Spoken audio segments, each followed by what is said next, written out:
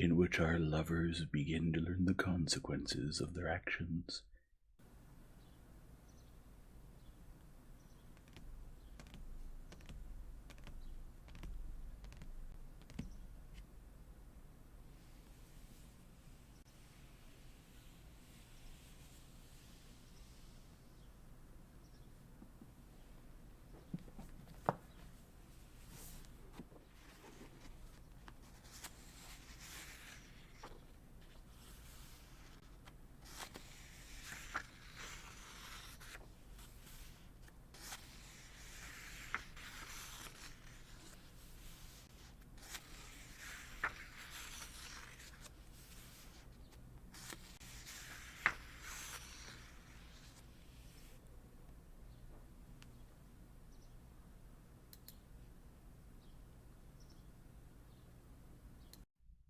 Chapter 16.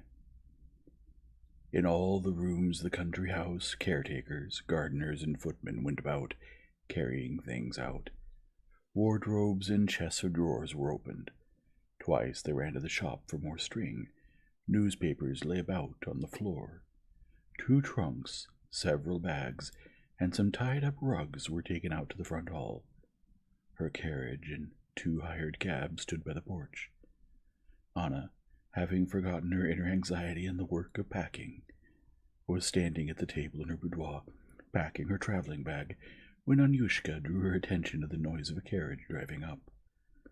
Anna looked out the window and saw Alexey Alexandrovitch's courier on the porch, ringing at the front door.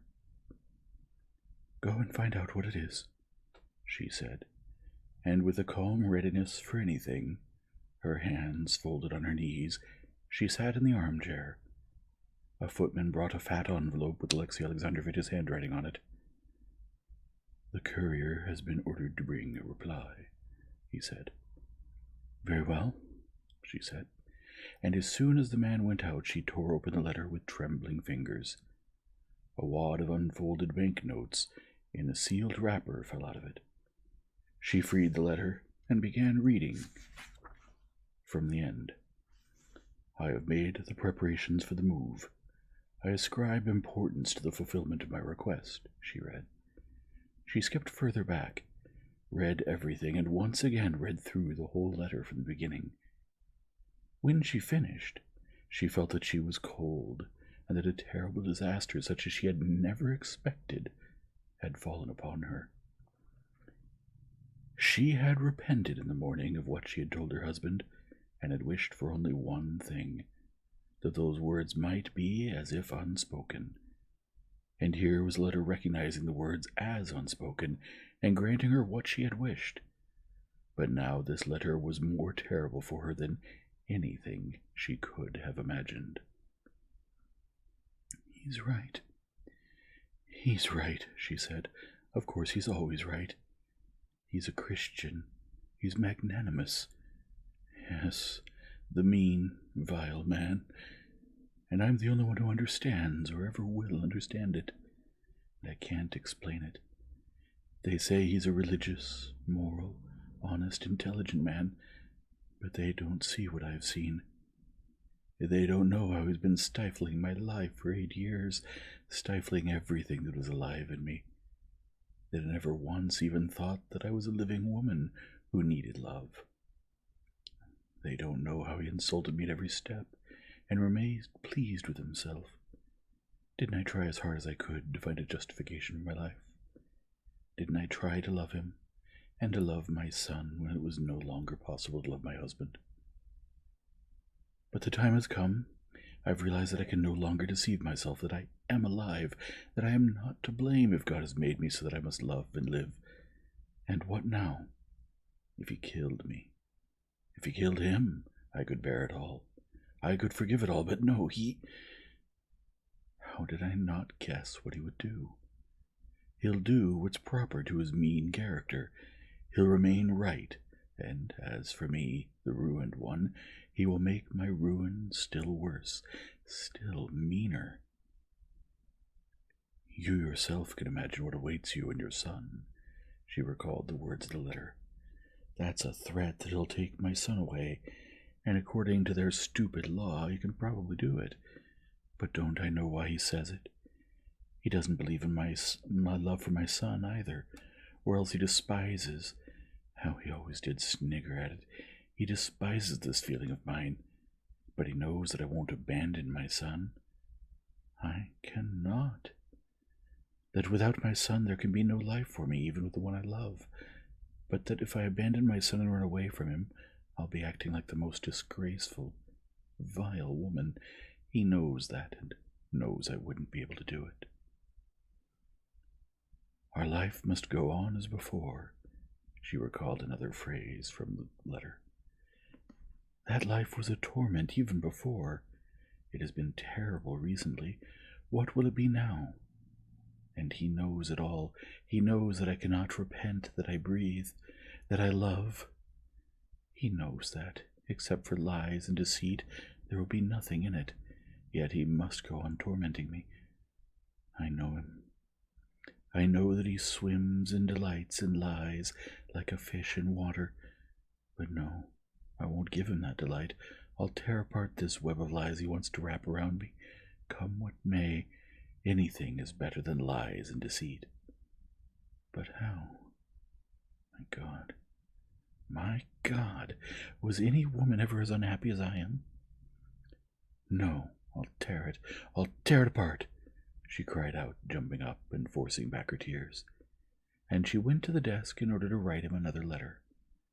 But in the depths of her soul she already sensed that she would be unable to tear anything apart, unable to get out of her former situation, however false and dishonest it was.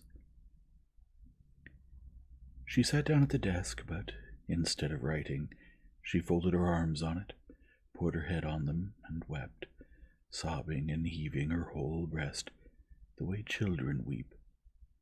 She wept that her dream of clarifying, of defining her situation was destroyed forever. She knew beforehand that everything would stay as it had been, and would even be far worse than it had been. She felt that the position she enjoyed in society, which had seemed so insignificant to her in the morning, was precious to her, and that she would not be able to exchange it for the shameful position of a woman who has abandoned her husband and son and joined her lover. That, try as she might, she could not be stronger than she was. She would never experience the freedom of love, but would forever remain a criminal wife, under threat of exposure every moment, deceiving her husband for the sake of a disgraceful affair with another, an independent man with whom she could not live a life as one. She knew that this was how it would be, and at the same time it was so terrible that she could not even imagine how it would end. And she wept without restraint, as punished children weep.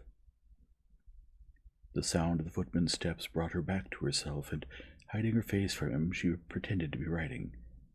"The courier is asking for the reply," the footman reported. "Reply? Yes," said Anna. "Have him wait. I'll ring." What can I write? She thought. What can I decide alone? What do I know? What do I want? What do I love? Again she felt that things had begun to go double in her soul. She became frightened at this feeling, and seized on the first pretext for action that came to her, to distract her from thoughts of herself. I must see Alexei, so she called Vronsky in her mind. He alone can tell me what I must do. I'll go to Betsy. Maybe I'll see him there, she said to herself, completely forgetting that just yesterday, when she had told him that she would not go to Princess Verskoy's, he had said that in that case he would not go either. She went to the table, wrote to her husband, "I have received your letter. A." Rang and handed it to the footman. "We're not going," she said to Anushka as she came in. "Not going at all?" "No. Don't unpack until tomorrow, and hold the carriage. I'm going to see the princess. What dress shall I prepare?"